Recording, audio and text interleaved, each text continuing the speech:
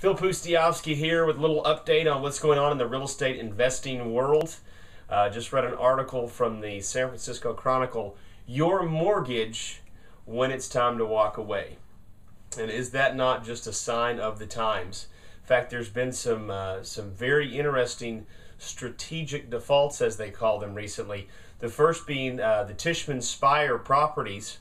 They just defaulted January 2010 on a $4.4 billion loan. It was one property, which was 56 buildings, 11,000 units, an absolute monster there in downtown Manhattan. The single largest strategic default in history. Recently, the Mortgage Bankers Association did a short sale in their own headquarters. How ironic is that? And this subject of a strategic default is brand new.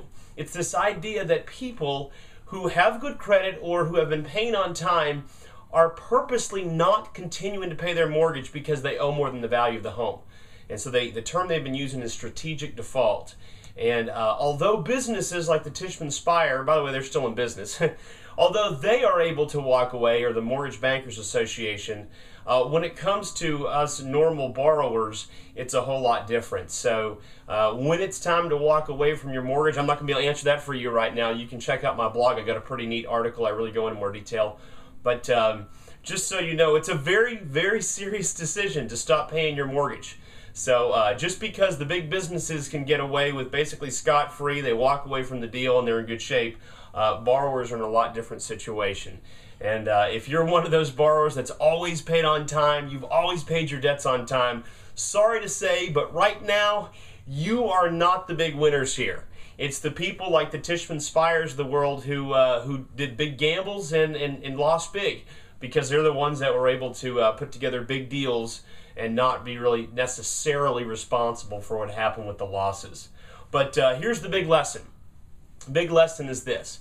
If you owe a bank $50,000, you've got a problem. If you owe a bank $5 billion, now they have a problem. So that's the big lesson. So if you've been really responsible in your business endeavors and in your personal debts, well, think of all of this experience as one big lesson on our banking industry.